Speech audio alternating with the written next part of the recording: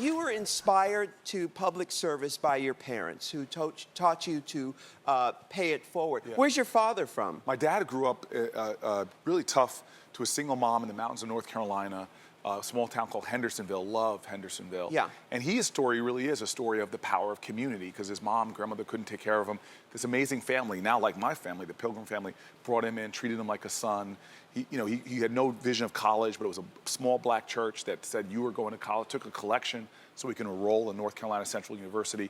All my dad's life is a testimony, not just to his hard work and grit, but he would say that we are all, this family, you are the result of a conspiracy of love, of those small acts of kindness from others that changed the destiny, the arc of my family's trajectory. And most people, again, they don't realize that one extended hand in one day, you can change the life. In fact, moving into the town I grew up in, all white town, we were the first black family to move in, as my dad called us, the 4 raisins in a tub of sweet vanilla ice cream. and my dad... Wait, say that again. The 4 raisins in a tub of sweet vanilla ice cream. Oh my goodness. But, they wouldn't sell the home to my parents. They wouldn't. The real estate agent wouldn't. So a volunteer white couple, they posed as my parents. This group of people, activists, mostly white, said, no, this is not who we are as a country. Yeah. And literally on the day of the closing, the white couple didn't show up. My dad did, and a volunteer lawyer. And the real estate agent was still not willing to give my father the house. He stands up, punches the lawyer in the face, sticks a dog on my dad. And trust me, as I was growing up, every time my dad would tell the story, the dog would get bigger. Yeah. He'd be like, boy, I had to fight a pack of wolves to get you in this house. But so imagine me as a teenager. My dad would be like, you have to understand, you are here because of the kindness and decency of others. Yeah.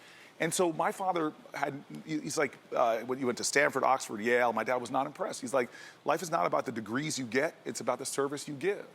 And so you've got to show who you are. And so my first job out of law school was moving to Newark, New Jersey, inner city, low-income area, the neighborhood I still live in. The only United States senator lives in a neighborhood where we don't confuse wealth with worth. It's a low-income neighborhood, below poverty line, but it's an amazing community. And I moved there to start fighting for people's housing rights, because people fought for my housing rights. That's right. That's right. right. And I went back when I became a senator to find the people that helped my family move in, because I had never done that. I was writing a book and had to fact check my dad. I mean, how big was that dog? And I found this man, the lawyer who organized everything. And he said he made the decision one day when he was sitting on his couch, watching the Bloody Sunday. He said on the news, he saw people on a bridge, Edmund Pettus Bridge, getting beaten. And he said, I have to do something, but he couldn't afford a plane ticket to Alabama, couldn't close his business. But he just said, hey, look, I don't have to solve the world's problem. I'm just gonna do the best I can with what I have, where I am, and went on to help represent black families. Literally one man. What's his sitting name? on a couch, Arthur Lessman.